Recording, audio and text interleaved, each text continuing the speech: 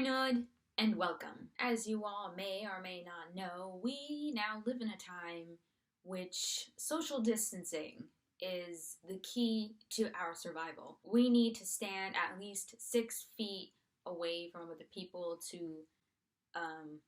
not catch the coronavirus. So, me and my genius brain thought, what better time than to watch and review the movie 5 Feet Apart, a story about two teens who need to stand 6 feet apart in order to survive because of a disease. So without any further ado, let's get into the video. So you may be asking, what is 5 Feet Apart about? Well, it's about this girl called Stella who has cystic fibrosis, which is a genetic disease that basically I think the body makes extra mucus and stuff, and it's very damaging to a lot of things. You know, it's a real condition. As a result of this condition of hers, she's kind of forced,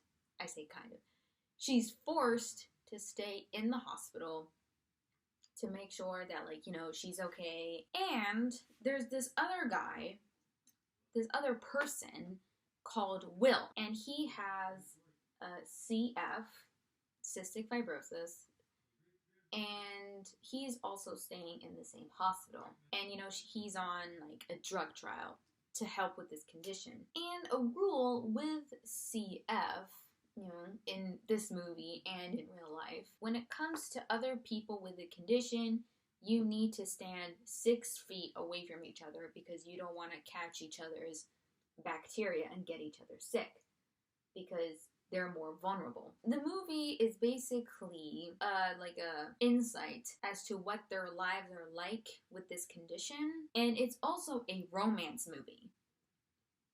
And, this is a struggle for them because, they need to stay 6 feet apart. And a big part of, romantic relationships is, touch and intimacy. So that is the whole premise of the movie. It's labeled as a romance movie because it's about Stella and Will becoming lovers. Boyfriend and girlfriend.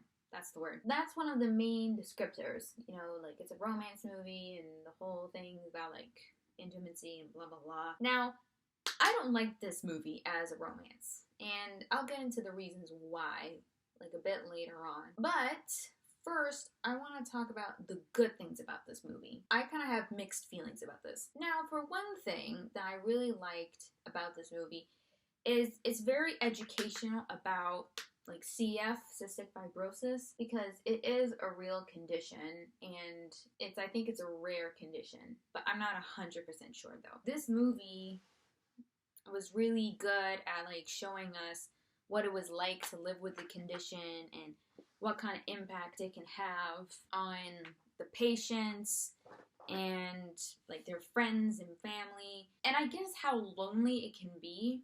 Because throughout the whole movie, Stella is in the hospital. I mentioned that before. One example of this was that, her friends were going on this trip, and, she planned out the whole thing, but then something happened, and it just resulted in her not going. But her friends went anyway, which is a bitchy move. And, they're sending her video clips, and they're, FaceTiming her, and, she's pretty lonely, because her friends are out there having fun and she's just stuck in the hospital. So as someone who never heard of this condition, it was very informative because according to my research, because I actually researched as I watched this movie seemed very, very accurate to the condition, which I was honestly surprised by because a lot of movies of this kind tend to exaggerate the condition, which is not very good for patients because then there's expectations as to what the condition looks like. So that was pretty educational. And another thing I liked about this movie is the overall theme of the movie, because the theme is about you have to live in the moment because you have no idea what the hell is going to happen to you, whether it's today or tomorrow or whenever.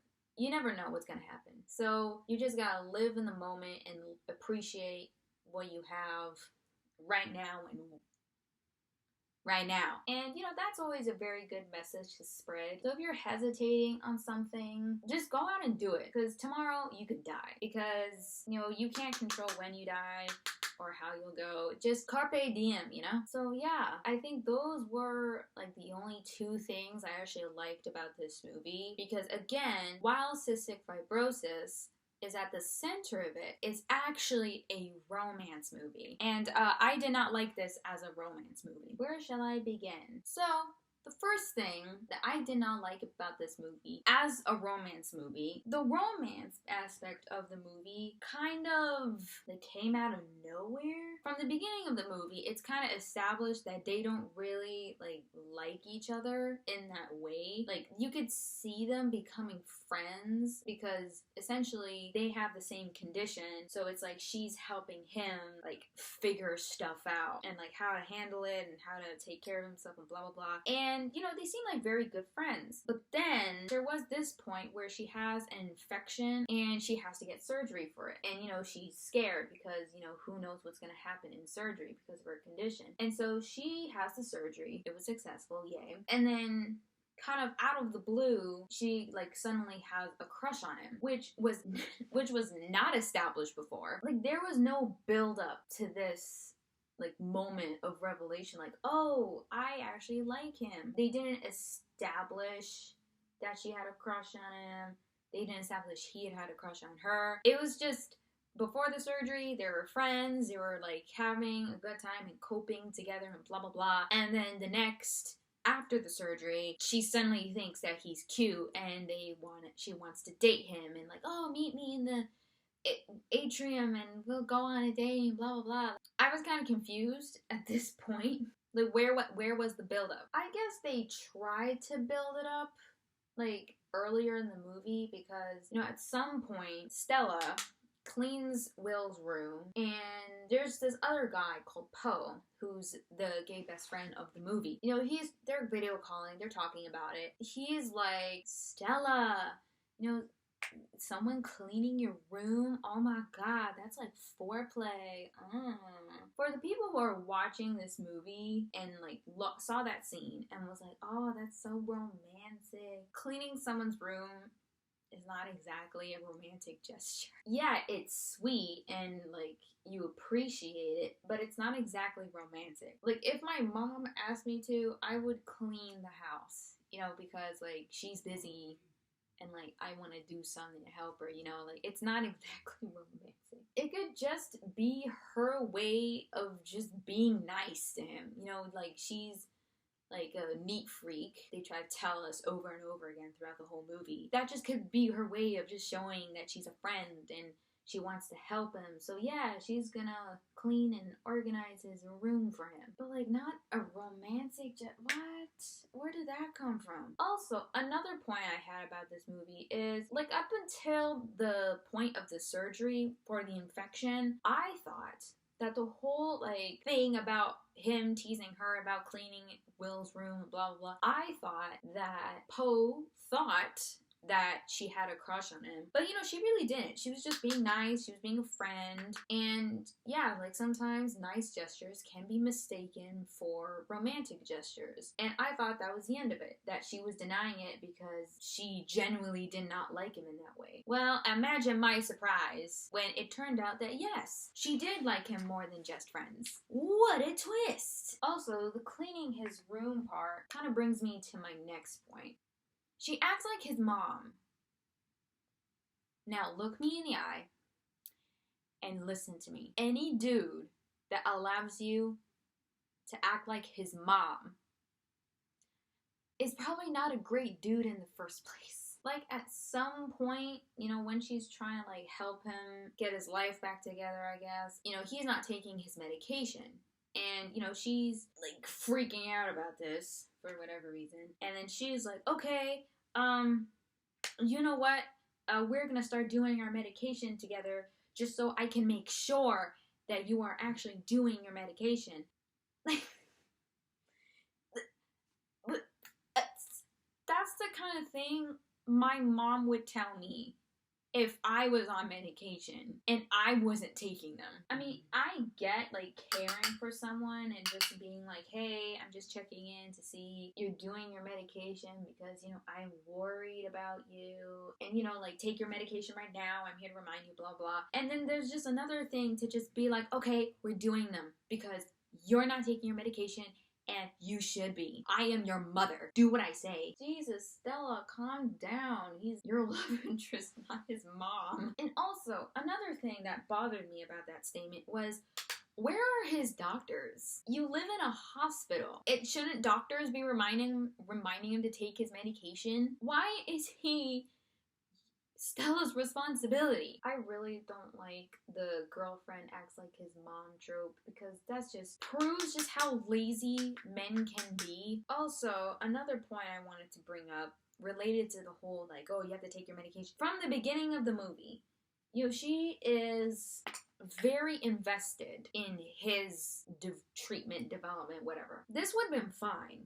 You know, this would have been okay because, you know, this romance gotta start somewhere, right? But the problem I have most with this is that they meet at the beginning of the film. They didn't know each other. She's invested in him in such a weird and intense way. They, like, imagine you meet this person and they are like ignoring their medications. You know, you would be like, hey, take your medications because, you know, you need to survive and you can't survive without your medication, right? That's how you would normally react. At least that's how I would react. But Stella is something else. She is so invested in like his like thing.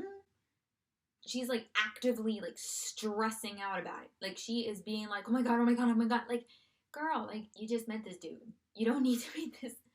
I don't know. Maybe I'm just like a person who just minds my own business, but you don't need to be this invested in a stranger's medication schedule. Like, they try to play it off as like she's a control freak and she has this need to help people, but I doubt that people who need to help people would help like strangers to this extreme with this much intensity. Why? I would have understood this more like if they've known each other for a while. They've known each other for years and then suddenly he's ignoring his medication. Then I would understand the intense, weird, control freak like investment in him.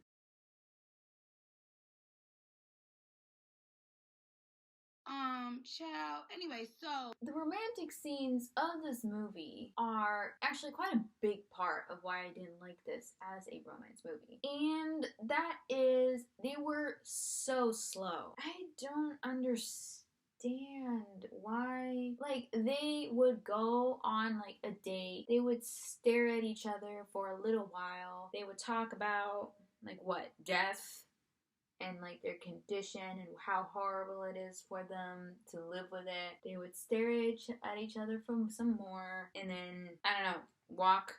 I don't know. Like, I skipped half of the romantic scenes because they were just so boring and I was just thinking, when is this going to end? Can we just go back to the movie about like cystic fibrosis and what it's like to live with it? Can we just go back to that? Because I don't want to see this romantic stuff, you know, especially if the romantic stuff is bad. So that's all I'm gonna do for the eyes. I know that took way too long, but I'll be back with the rest of my face a few moments later. So here is the final look. So that, my friends, concludes my thoughts about the 2019 movie 5 Feet Apart. I really hoped you enjoyed this video and you like this look I have created.